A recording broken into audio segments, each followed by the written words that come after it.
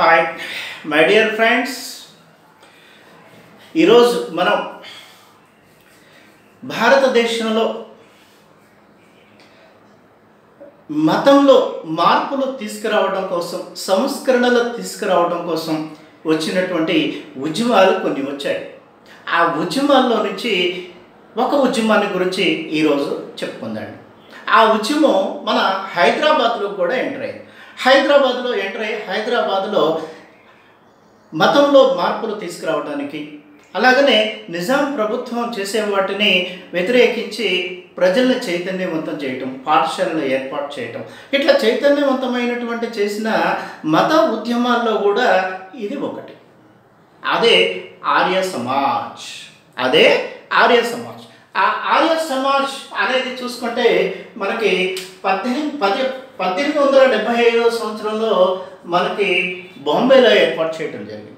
స్వామి దయానంద సరస్వతి ఈ సమాజ్ని బాంబేలో 1875 సంవత్సరంలో ఏర్పాటు చేస్తాడు.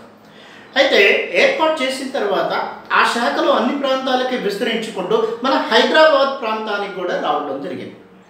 ఆ హైదరాబాద్ ప్రాంతానికి ఎప్పుడు వచ్చింది అని అంటే 1892 సంవత్సరంలో వచ్చింది.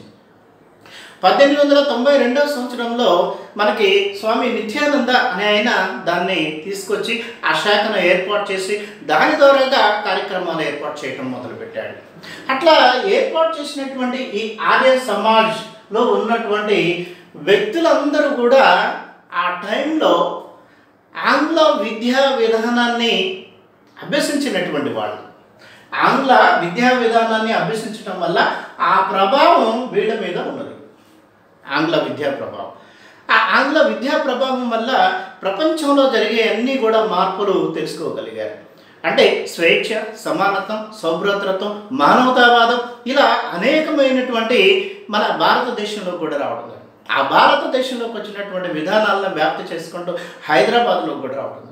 ఆ హైదరాబాద్లో అటువంటి వాటిని ప్రచారం చేసుకుంటూ ప్రజల్లో చైతన్యం తీసుకొచ్చినటువంటి వాళ్ళల్లో మనకి స్వామి నిత్యానంద, స్వామి శ్రద్ధానంద, అలాగనే మనకి అఘోరనాథ చట్టోపాధ్యాయ, వినాయకరావు, దామోదర్, అలాగనే మనకి కేశవరావు కోరట్కర్, అట్లాగే పండిత్ నరేంద్రజీ, అట్లా వీళ్ళందరూ కూడా ఈ శాఖని ఏర్పాటు చేసి దీని భావాలని ప్రచారం చేసుకుంటూ ప్రజల్లో చైతన్యవంతం చేస్తూ మతంలో మార్పులు తీసుకొచ్చుకుంటూ ఒక ఉద్యమాలు నడిపినటువంటిదే ఈ ఆర్య సమాజ్. అయితే ఈ ఆర్య సమాజ్ హైదరాబాద్లోకి వచ్చేసింది.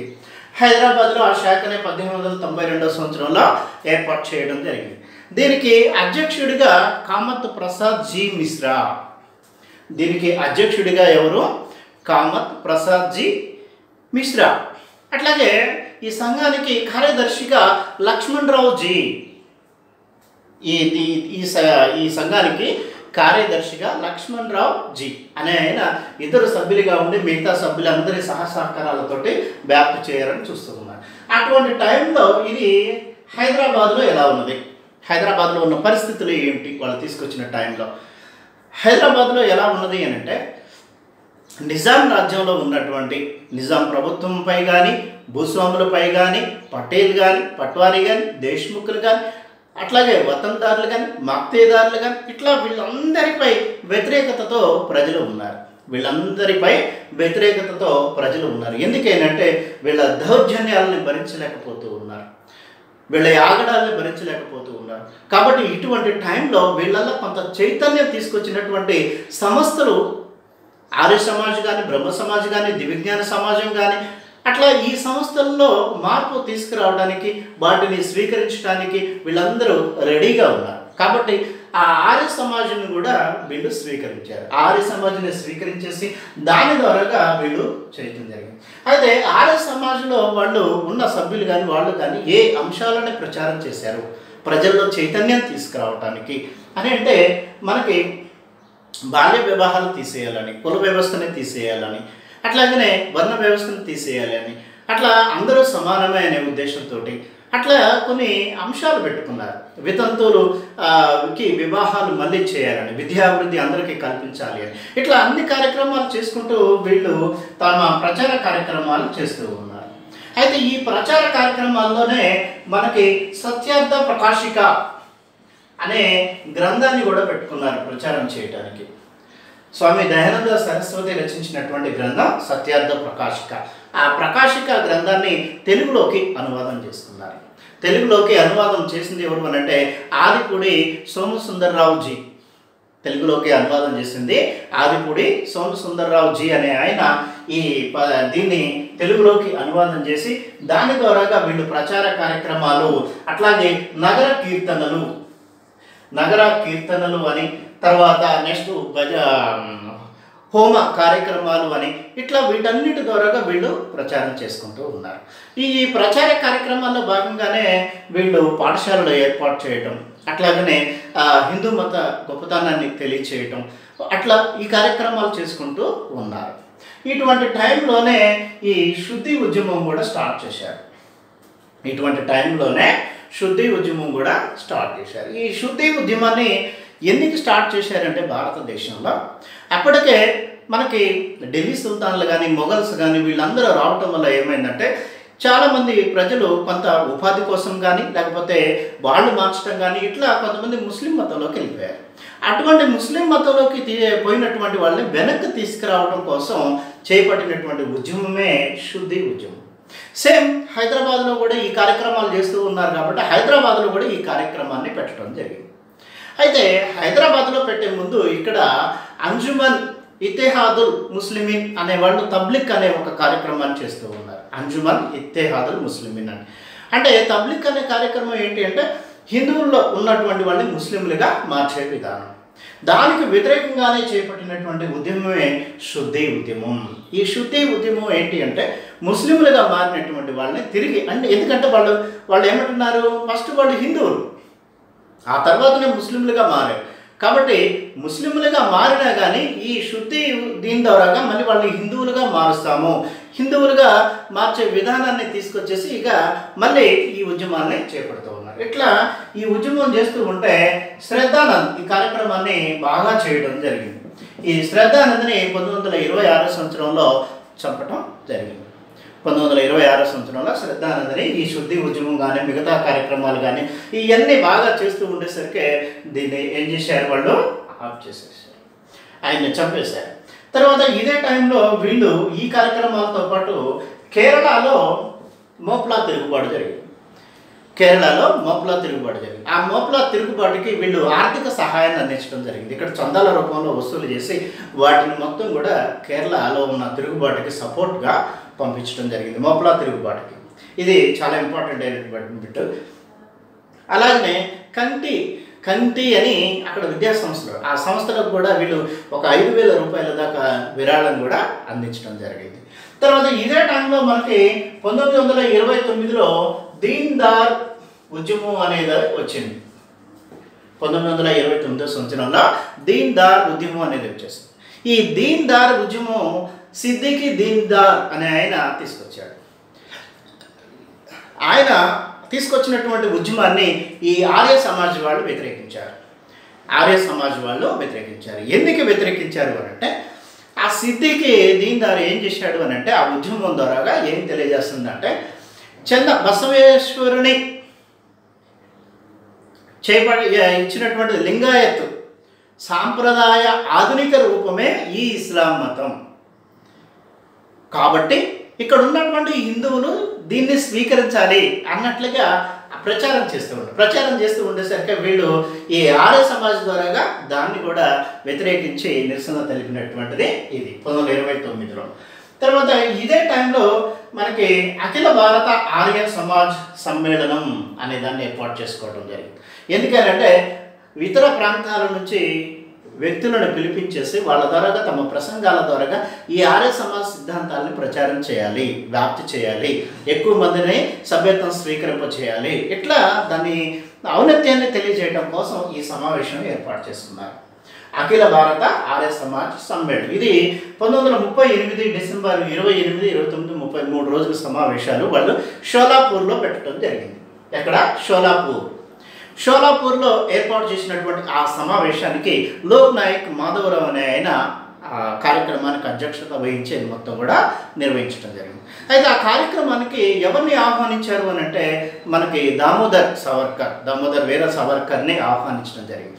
ఆహ్వానించేసి అక్కడ ఆ కార్యక్రమాల గురించి, నిజాం రాజ్య పరిపాలన గురించి, ఆ నిజాం రాజ్యంలో ప్రజలు ఏవైతే ఇబ్బందులు పడుతూ ఉన్నారో వాటిని గురించి అన్నింటినీ చర్చించేసి వాళ్ళు ఒక తీర్మానం చేయడం జరిగింది. హైదరాబాద్ సమస్య జాతీయ సమస్య కాబట్టి ఇది జాతీయ సమస్యగా మార్చేసి దీన్ని హైదరాబాద్పై దృష్టి పెట్టాలి అని ప్రజలను చైతన్యవంతం చేయాలి, దీన్ని అందరికీ తెలియచేయాలన్నట్లుగా నిర్ణయించేసి అక్కడనే హైదరాబాద్ డేగా జరపాలి దీనికి నిరసనగా అని కూడా ప్రకటించడం జరిగింది. హైదరాబాద్ డేగా జనవరి 25, 1938 సమావేశాలు జరిగినాయి. నెక్స్ట్ జనవరి 25, 1939 సంవత్సరంలో దాన్ని హైదరాబాద్ డేగా జరపాలి, నిరసన కార్యక్రమాలు చేయాలి అన్నట్లుగా ఆ సమావేశంలో తీర్మానం చేసుకున్నారు. ఇక దాంతో దాని ఏవైతే చైతన్య కార్యక్రమాలు పాఠశాలలు కానీ ఇవన్నీ బాగా చేస్తూ ఉండేసరికి ఇక నిజాం ప్రభుత్వం కొన్ని ఆంక్షలు విధించింది. ఏంటి ఆ ఆంక్షలు అని అంటే ఆర్య సమాజ్ సిద్ధాంతాలను ప్రచారం చేయకూడదు, అలాగనే వాళ్ళ సమావేశాలు పెట్టకూడదు, అట్లాగనే ఇతరులని ఎవరిని ఆహ్వానించకూడదు, తర్వాత హోమ కార్యక్రమాలు చేయకూడదు, నగర కీర్తనలు చేయకూడదు, తర్వాత నెక్స్ట్ వీళ్ళు ఇంకా ఏవైతే నిరసన కార్యక్రమాలు కానీ పాఠశాలలు ఏర్పాటు చేయటం కానీ ఇట్లాంటి కార్యక్రమాలు మొత్తం చేయకూడదు అని నిషేధం విధించేశారు. ఇక ఈ నిషేధానికి వ్యతిరేకంగానే అక్కడ కొన్ని సత్యాగ్రహాలు స్టార్ట్ అయ్యాయి. ఆ సత్యాగ్రహాల్లో మనకి ఇందాక శ్రద్ధానంద చనిపోయిన టైంలో ధూల్పేటలో బాగా అల్లర్లు జరిగింది. శ్రద్ధానంద చనిపోయిన టైంలో ధూల్పేటలో అల్లర్లు బాగా జరిగినాయి. ఆ అల్లర్లల్లో ఆర్య సమాజీయులు చాలామంది నిర్బంధింపబడ్డారు అని చెప్తూ ఉంటారు. ఓకే, మళ్ళీ సత్యాగ్రహాలు స్టార్ట్ అయినాయి. సత్యాగ్రహాలని పండిత్ నరేంద్ర శ్యామ్లాల్ అనేవాళ్ళు చేపట్టడం జరిగింది. పండిత్ నరేంద్ర శ్యామ్లాల్ అనేవాళ్ళు దీన్ని చేపట్టి ఆ సత్యాగ్రహం ద్వారాగా, ఎందుకంటే నిజాం ప్రభుత్వం ఆంక్షలు విధించేసింది, వీటిని తీసేయాలి, మత స్వేచ్ఛ కావాలి, మాకు మత స్వేచ్ఛ కోసం మేము ఇవన్నీ చేస్తున్నాం. ఎందుకనంటే ఈ ఆధునిక భావాలు వచ్చేసినాయి ఆంగ్ల విద్యా ప్రభావం వల్ల. ప్రపంచంలో ఏం జరుగుతుందో తెలుస్తూ ఉన్నది. స్వేచ్ఛ, సమానత్వం, అట్లాగే సౌభ్రాతృత్వం, మానవతావాదం ఇటువంటి అన్నీ వచ్చేసి తమ మతాల్లో ఉన్న ఏవైతే చెడు ఉన్నాయో వాటిని తీసేసుకోవాలని, మార్పులు చేసుకోవాలని, సంస్కరణలు తీసుకురావడం కోసం చేస్తున్నటువంటి ఉద్యమం కాబట్టి మా మతాన్ని వ్యాప్తి చేసుకునే అవకాశం ఉన్నది, దీన్ని మా స్వేచ్ఛను తీసేస్తున్నారు అన్నట్లుగా వీళ్ళు చేయడం. దాంతో పండిత్ నరేంద్ర శ్యామ్లాల్ వీళ్ళిద్దరిని కూడా అరెస్ట్ చేసి జైల్లో పెట్టడం జరిగింది. ఇంకా కొంతమంది నిరసన తెలియజేసినటువంటి వాళ్ళు, అక్కడక్కడ చేసినటువంటి వాళ్ళని కూడా అరెస్ట్ చేసి లోపల పెట్టేశారు. ఇక లోపల పెట్టేసిన తర్వాత వీళ్ళపై కేసులు పెట్టేశారు. ఈ కేసులని వాదించడం కోసం మనకి కేఎఫ్ నారిమన్ అనే ఆయన వస్తూ ఉన్నాడు ఉత్తర భారతదేశం నుంచి. కేఎఫ్ నారిమన్ వచ్చి ఆ కేసుని వాదించి వాళ్ళని బయటకు తీసుకురావడం. కానీ ఆయన్ని ఏం చేశారంటే ఈ ఆంక్షలు ఏవైతే ఉన్నాయో బయట వాళ్ళు ఎవరూ రాకూడదు అని, ఎందుకంటే అప్పటికే వేరే వ్యక్తులను తీసుకొచ్చి ప్రసంగాలు పెట్టించి చైతన్యవంతం చేయడం ఇవన్నీ స్టార్ట్ చేశారు అని ఏం చేశారు, ఆంక్షలు విధించారు కాబట్టి ఈయన కూడా రానిపోకుండా చేసేసారు. కేఎఫ్ నారిమన్ని చేసేసరికి ఇంకేముంది, ఆయన ఆగిపోయాడు. తర్వాత మళ్ళీ సత్యాగ్రహాలు స్టార్ట్ అయ్యాయి. ఈ సత్యాగ్రహాలు ఈసారి ఏమైందంటే ఒకేసారి జట్లుగా ఏర్పడటం స్టార్ట్ అయింది. దాదాపుగా 8 జట్లుగా హైదరాబాద్ మిగతా అన్ని ప్రాంతాలలో ఏర్పడి ఒకేసారి సత్యాగ్రహాలు స్టార్ట్ చేశారు. ఒకేసారి ఆ సత్యాగ్రహాల్లో ఏంటి అంటే వాళ్ళందరినీ అరెస్ట్ అయినటువంటి వాళ్ళ విడుదల చేయించడం, తర్వాత ఈ కార్యక్రమాలు చేయడానికి, పాఠశాలలు ఏర్పాటు చేయడానికి ఎందుకంటే వీటన్నిటి ద్వారాగా మనకి అఘోరనాథ చట్టోపాధ్యాయ వీళ్ళందరూ చేస్తున్నారు కార్యక్రమాలు దీని ద్వారాగా. అట్లా కాళోజీ నారాయణరావు గారు కూడా తన కవితలు దీని ద్వారాగా తెలియజేస్తూ ఉన్నారు. రావి నారాయణ రెడ్డి దీని ద్వారాగా చేస్తూ ఉన్నాడు. అట్లా మెయిన్ వ్యక్తులు చాలామంది దీంట్లో ఉన్నారు. కాబట్టి ఇవన్నీ చేస్తూ ఉన్నారు కాబట్టి వాటిని ఆంక్షలు విధించారు కాబట్టి చేసుకోవడం కోసం మళ్ళీ సత్యాగ్రహాలు స్టార్ట్ చేశారు. అట్లా 8 జట్లుగా డివైడ్ హైదరాబాద్లో చేసినటువంటి అన్నింటిలో కూడా అరెస్ట్ చేసి వాళ్ళందరినీ జైల్లో పెట్టారు. జైల్లో పెట్టి వాళ్ళని జైల్లో పెట్టినా కానీ వాళ్ళు అదే టైంలో మనకి 1938 సంవత్సరంలో హైదరాబాద్ స్టేట్ కాంగ్రెస్ వచ్చేసింది కాబట్టి హైదరాబాద్ స్టేట్ కాంగ్రెస్ ద్వారాగా హైదరాబాద్లో ఉన్నటువంటి ఉస్మానియా యూనివర్సిటీలో కూడా వందే మాతరం ఉద్యమం స్టార్ట్ అయింది కాబట్టి ఆ నినాదాలు స్టార్ట్ అయ్యి ఇక్కడ కూడా వీళ్ళు నినాదాలు స్టార్ట్ చేశారు. వందే మాతరం నినాదాలు. కానీ అక్కడ ఒక వ్యక్తి రామచంద్రరావు అనే వ్యక్తి ఆ నినాదాలు చేస్తూ ఉన్నాడు. లాఠీ దెబ్బలు కొట్టినా కానీ ఆపకుండా ఆ నినాదాలు చేస్తూ ఉండేసరికి తర్వాత ఏమైందంటే ఆయనకి ఏం పేరు వచ్చింది అంటే వందే మాతరం రామచంద్రరావు. ఈ వందే మాతరం రామచంద్రరావు ఆర్య సమాజ కార్యక్రమాల్లో పాల్గొనే కార్యకర్త. ఆ సత్యాగ్రహాలలో అరెస్ట్ అయ్యి జైలుకి వెళ్ళాడు. జైల్లో ఈ నినాదాలు చేయటం వల్ల ఆయనకి ఆ పేరు వచ్చేసింది, వందే మాతరం రామచంద్రరావు అని. అట్లా వీళ్ళందరూ దాదాపుగా ఈ సత్యాగ్రహాలు చేస్తూ దాదాపుగా 23 మంది ఇక్కడ చనిపోవటం జరిగింది. 23 మంది చనిపోవటం జరిగింది. ఆ తర్వాత నెక్స్ట్ ఒప్పందం జరిగి మళ్ళీ ఆ కార్యక్రమాలు ఆఫ్ చేయడం జరిగింది. ఆఫ్ చేసిన తర్వాత మళ్ళీ వీళ్ళు ఇక చైతన్యవంతమైనటువంటి కార్యక్రమాలు రాజకీయ రంగంలోకి ఎంటర్ అయిపోయారు. రాజకీయ రంగంలో ఉంటూ అటు మత కార్యక్రమాలు కూడా చేసుకుంటూ ముస్లింలని హిందువులుగా మార్చుకుంటూ తమ మతాన్ని ప్రాధాన్యతని తెలియజేసుకుంటూ అట్లా రాజకీయంగా కానీ సామాజికంగానే అట్లా చైతన్యం తీసుకొచ్చినటువంటి ఉద్యమాల్లో, ఈ మత ఉద్యమాల్లో ఒకటి ఆర్య సమాజ్. ఆ ఆర్య సమాజ్ హైదరాబాద్కి ఎప్పుడు వచ్చింది అంటే 1892. ఒక్కసారి దీంట్లో చూద్దాండి. ఇక్కడ ఆర్య సమాజ్ అనే గ్రంథాన్ని, ఆర్య సమాజ్ అనే దాన్ని ఎవరు ఏర్పాటు చేశారు అంటే స్వామి దయానంద సరస్వతి. ఏ సంవత్సరంలో అంటే 1875. ఎక్కడ ఏర్పాటు చేశాడు అంటే బొంబాయిలో ఏర్పాటు చేశాడు. అట్లాగే హైదరాబాద్కి ఏ సంవత్సరంలో వచ్చింది అంటే 1892. అది తీసుకొచ్చినటువంటి ఆ శాఖను తీసుకొచ్చినటువంటి వ్యక్తి స్వామి నిత్యానంద. అట్లాగే ఈ శాఖకి మొదటి అధ్యక్షుడిగా ఎవరు ఉన్నారు అంటే కామత్ ప్రసాద్ జీ మిశ్రా. అట్లాగే దీనికి కార్యదర్శిగా లక్ష్మణరావు జీ. అట్లాగనే ఈ సత్యార్థ ప్రకాశిక అనే గ్రంథాన్ని తెలుగులోకి అనువాదం చేసింది ఆదిపూడి సోమసుందర్రావు జీ. అట్లాగనే ఇక్కడ ఈ సత్యార్థ ప్రకాశిక వీటిని ప్రచారం చేసుకుంటూ వీళ్ళు చేయడం జరిగింది. అంటే ఆర్య సమాజ్ ప్రధాన పవిత్ర గ్రంథం ఏది అని అంటే సత్యార్థ ప్రకాశిక. అట్లాగనే ఈ ప్రచార అంశాల్లో ఈ శుద్ధి ఉద్యమాన్ని కూడా చేపట్టడం జరిగింది. ఆ శుద్ధి ఉద్యమం అనేది ఏంటి అంటే హిందువులు ఆల్రెడీ హిందువులు వాళ్ళు ముస్లింలుగా మారారు కాబట్టి వాళ్ళని తిరిగి హిందువులుగా మార్చడమే శుద్ధి ఉద్యమం. అట్లాగనే ఇదే టైంలో మనకి వేదిక్ దర్శన్ అనే పత్రిక కూడా ఏర్పాటు చేయడం జరిగింది. వేదిక్ దర్శన్ ఇది పండిత నరేంద్రజీ ఏర్పాటు చేయడం జరిగింది. ఆ పత్రిక ద్వారాగా వీళ్ళంతా కార్యక్రమాలు చేస్తూ ఉన్నారు. అట్లాగే ఇక్కడ ఆర్య సమాజ్ అఖిల భారత ఆర్య సమాజ్ సమ్మేళనం ఏ సంవత్సరంలో జరిగింది? 1938. ఆ సమావేశానికి అధ్యక్షుడిగా ఎవరున్నారు? లోక్ నాయక్ మాధవరావు. ఆ సమావేశానికి ప్రధాన గెస్ట్గా వచ్చినటువంటి వ్యక్తి దామోదర్ వీర సావర్కర్. ఆ సమావేశంలో ఏ డేగా చేయాలని నిర్ణయించారు? హైదరాబాద్ డే. అట్లాగనే ఇక్కడ ఈ సత్యాగ్రహాలలో అరెస్ట్ అయ్యి జైలుకి వెళ్ళినటువంటి వాళ్ళని జైలు నుంచి రిలీజ్ చేయడం కోసం రావాలని అనుకున్నటువంటి వ్యక్తి ఎవరు? కేఎఫ్ నారీమన్. అట్లాగనే ఈ సత్యాగ్రహాలలో జైల్లోనే నినాదాలు చేస్తూ ఆయన రామచంద్రరావు అనే ఆయనకి ఏ పేరుగా ఆయన ఇంటి పేరు అయింది అని అంటే వందే మాతరం రామచంద్రరావు. అట్లాగనే ఆర్య సమాజంలో దీన్ని ప్రచారం చేస్తూ హత్య చేసినటువంటి హత్యను ఎవరిని హత్య చేశారు అని అంటే శ్రద్ధానంద్ని వాళ్ళు చంపడం జరిగింది. అట్లా దీన్ని ఈ శాఖని హైదరాబాద్లో ఏర్పాటు చేసి రాజకీయ సామాజిక చైతన్యాలు తీసుకొచ్చినటువంటి ఉద్యమమే మత ఉద్యమమే Arya Samaj. Okay, bye friends. Next వేరే టాపిక్లో మళ్ళీ కలుసుకుందాం. బాయ్.